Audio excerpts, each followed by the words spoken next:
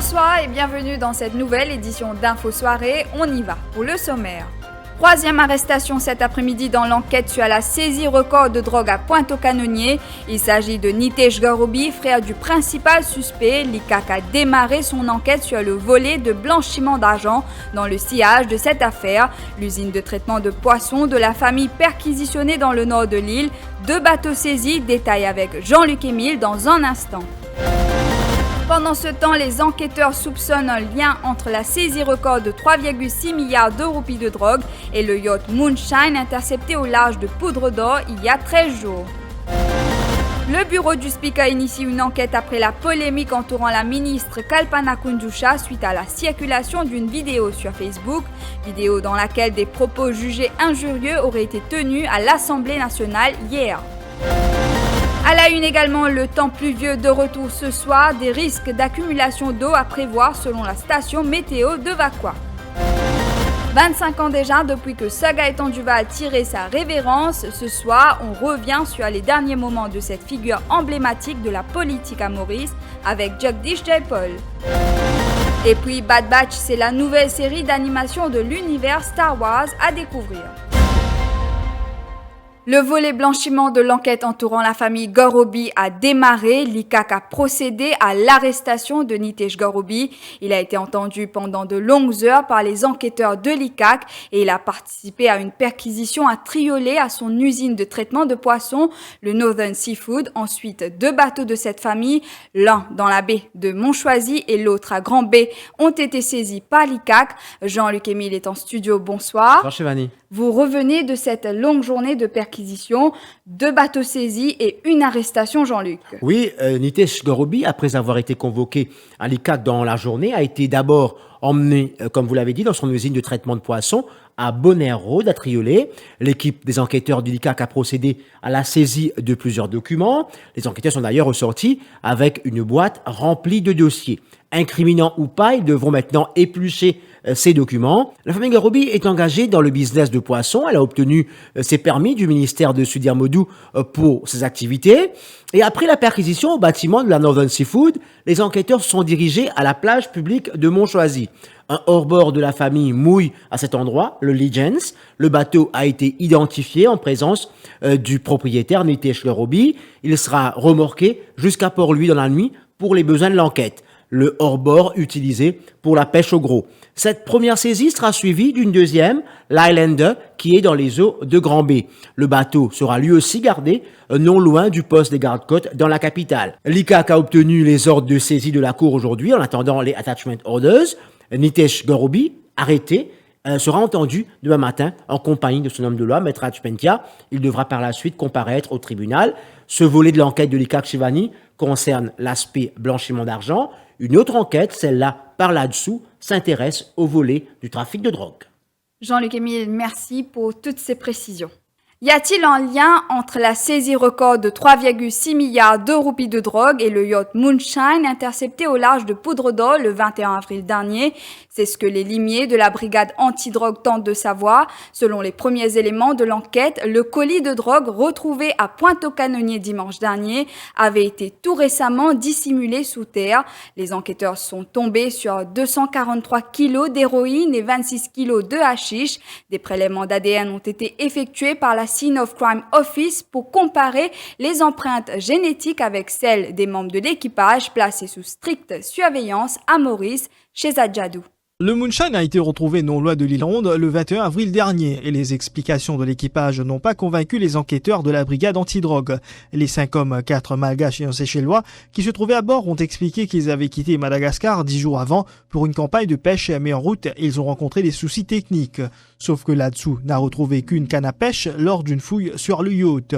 Et depuis, les membres de l'équipage ont été sommés de rester à bord de leur embarcation sous surveillance des éléments de la garde-côte. Les enquêteurs soupçonnent que les 243 kilos d'héroïne et 26 kilos d'hashish saisis à Pointe-aux-Canonniers auraient dans un premier temps transité par plusieurs embarcations dans le nord du pays avant d'être livrés. 3 jours après son arrestation, le vigile Sioudanan Rawa a été provisoirement inculpé pour complicité de trafic de drogue en cours de Mapu ce matin. La police a objecté à sa remise en liberté conditionnelle. Détenu depuis dimanche soir incommunicado, c'est-à-dire privé de communication avec tous, même un homme de loi, cet homme de 37 ans, a fait d'importantes révélations sur Ritesh Gorobi, le principal suspect arrêté dans le cadre de cette enquête. Une enquête initiée par le bureau du Speaker après la polémique entourant la ministre Kalpana Kunjusha. Une vidéo des débats parlementaires est en circulation sur les réseaux sociaux depuis hier. Vidéo dans laquelle des propos jugés injurieux auraient été tenus selon des internautes lors de l'intervention de la ministre sur le Mental Health Amendment Bill. Cette maman qui a traversé une épreuve traumatisante ne s'est même pas vue proposer les services d'une psychologue. Order, Mr. Speaker, sir. I believe that the honourable member is completely speaking out of the ambit of the current legislation being debated.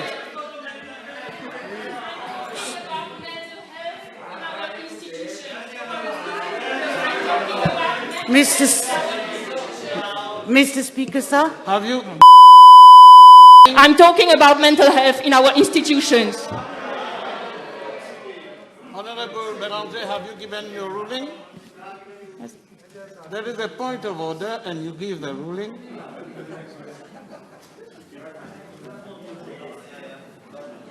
Stick to the bill.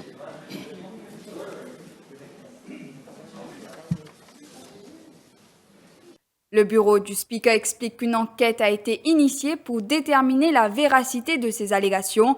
En parallèle, une correspondance a été envoyée au commissaire de police pour solliciter l'aide de la Cybercrime Unit sur cette affaire. Et cet après-midi, la députée rouge Stéphanie Anquetil a réclamé à ce que les enregistrements d'hier soient sécurisés. Une correspondance en ce sens a été envoyée au bureau du Speaker de l'Assemblée nationale. Et donc, aujourd'hui, là, je fin envoyé un mail au speaker de l'Assemblée nationale, en copie la clerc de l'Assemblée nationale, parce que je concerné par ce qui est arrivé, mais pour l'instant, mon priorité des priorités, c'est qu'il besoin absolument protéger sa recording là. C'est ça le plus important. Parce qu'il faut bien faire l'enquête, non pas pour comment dire les scènes affaires comme ça passer. Il est très grave ce qui est arrivé, mais mon priorité des priorités, besoin préserve sa recording hier soir là dans l'Assemblée nationale. Kalpana Kunjusha parle d'un montage. Cette vidéo en circulation, elle souhaite que cette affaire soit tirée au clair. Elle a commenté le sujet ce matin. Me tenir à démentir catégoriquement sa bonne insinuation qui peut faire contre moi là. Quand vous guettez sa vidéo là, vous pouvez trouver qu'il est impossible que sa bonne parole là peut venir de moi. D'ailleurs, jamais, moi je vous imagine que l'opposition peut tomber dans telle bassesse. PA jusqu'à manipuler une vidéo dans un endroit aussi sacré que le Parlement, dans le temple même de la démocratie. Je fais juste rappel que le Parlement est régi par une standing orders et le Speaker est le garant du Parlement. Alors si c'était une doléance, une insinuation, une allégation, il y a l'autorité qui peut trancher là-dessus. Et me demande-moi si je tire remarque ça va une propos pareil là pendant la séance qui fait une attente quand séance est levée. Les là à poster, ça circule une vidéo montée de toutes pièces. Johanna Béranger, elle soutient que ces propos ne font pas honneur au poste de ministre qu'occupe Kalpana Kunjusha. Elle soutient que ce n'est pas un montage car la même version se trouve sur la Parliament TV. On l'écoute.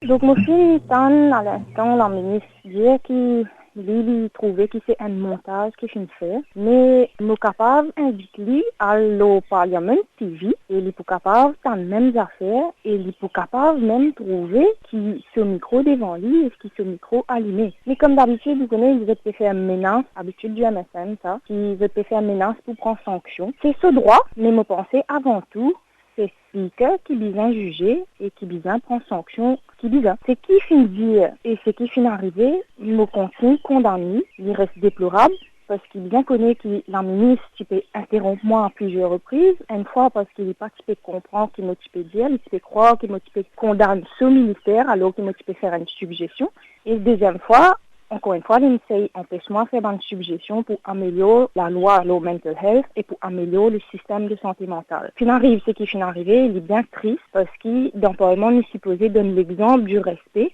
et là, nous pouvons trouver que le Parlement finit descendre bien bas. Et en tant que ministre de l'égalité des genres et du bien-être de la famille, me demande moi-même de quel exemple il peut donner à nos bonnes jeunes. Les consultations dans le cadre de la présentation du budget 2021-2022 se sont poursuivies à la Government House ce mercredi.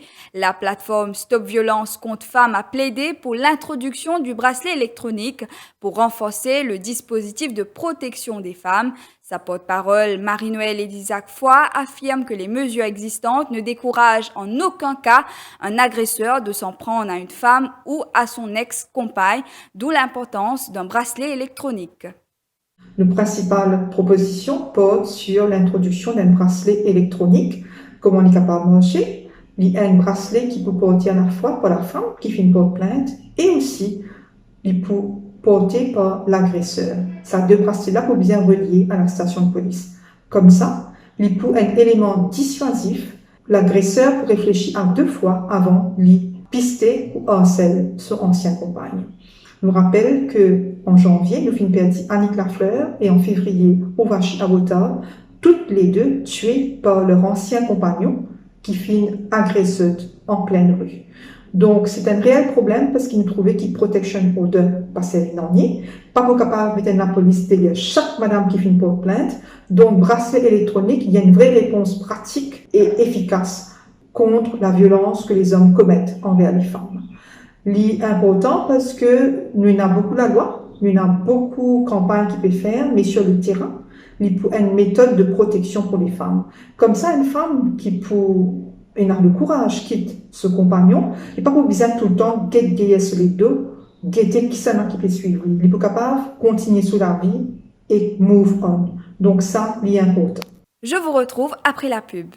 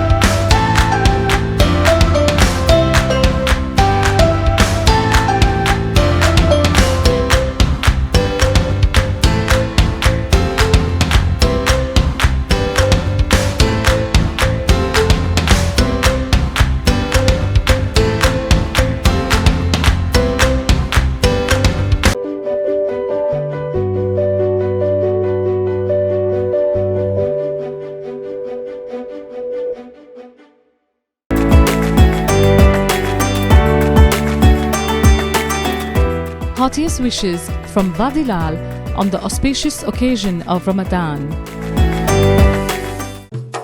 Eagle Brand Spices présent plus qui 100 ans dans la cuisine. Beaucoup Mauriciens ont grandi en saban saveur là. Nous avons désenvoyé tes épices pour tout type la cuisine, pour tout ban Mauricien. Vous pourrez trouver nos ban produits à ban petit prix et dans tout ban supermarché et que la boutique Précotou. Eagle Brand The Spice Master.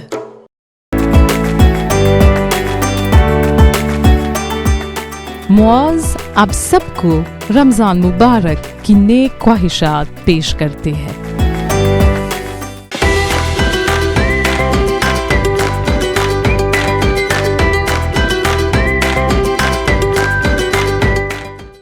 Pas d'erreur, c'est le sieur.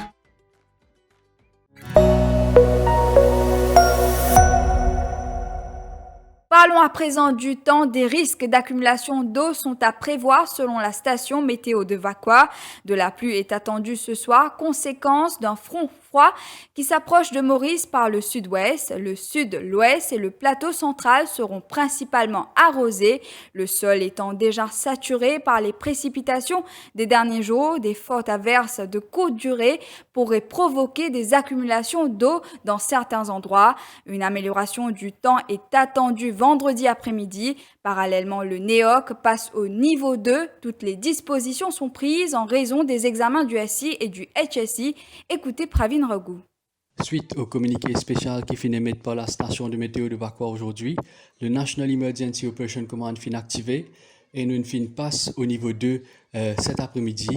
Nous remarquons que demain, il y a l'examen SI et HSI et que, afin de répondre à tout incident, il y a un prépositionnement spécial fin météo.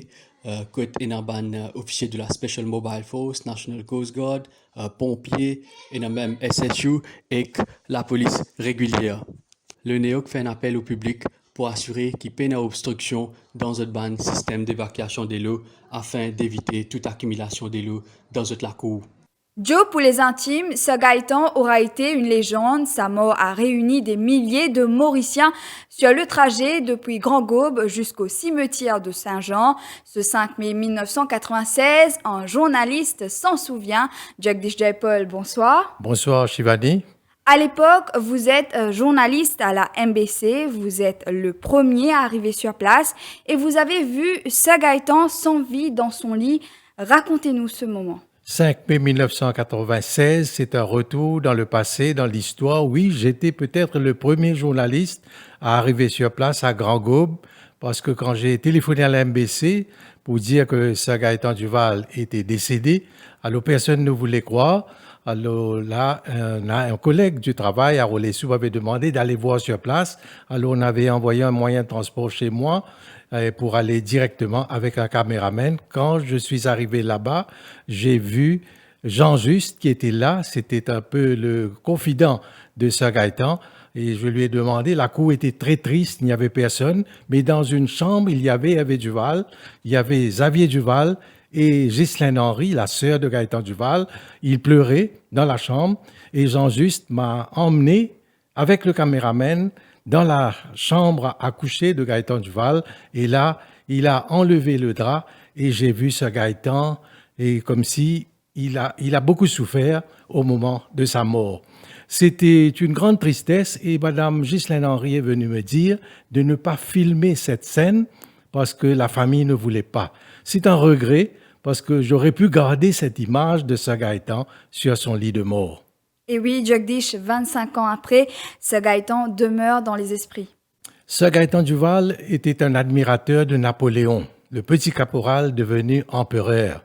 Donc lui, il a marqué l'histoire du pays, surtout de 1969 à 1974, dans la grande coalition avec le Parti travailliste et le Comité d'action musulman. Donc c'est un gros travail abattu sur le plan touristique.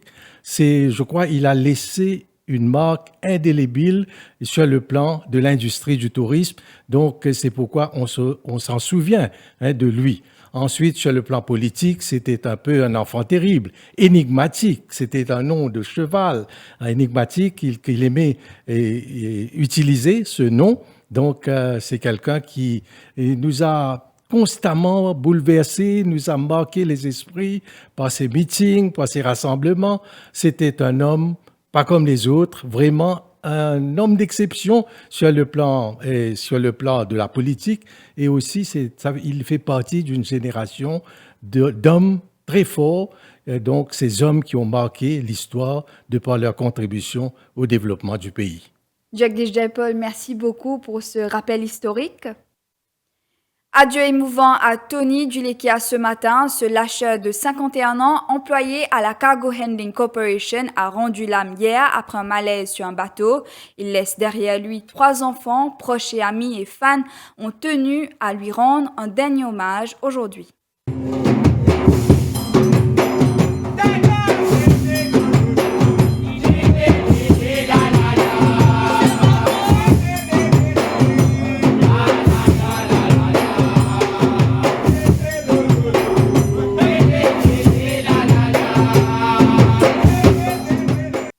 Parlons culture à présent. Les amoureux de l'univers Star Wars et abonnés de Disney+ peuvent ajouter une autre série animée à leur liste. Le premier épisode de la série The Bad Batch est sorti hier soir, une initiative qui intervient après le succès de la série Le Mandalorian. Vous y découvrirez la suite de la série animée Clone Wars. The Bad Batch se penche sur une période de la saga jusqu'ici peu explorée, la période de transition entre la République et l'Empire juste après les événements racontés dans la Revanche des Sith.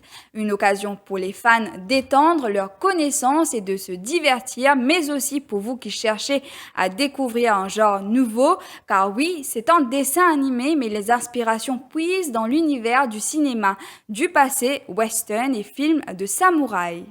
Voilà, nous sommes arrivés à la fin de cette édition. Merci d'avoir été des nôtres. Bonne soirée.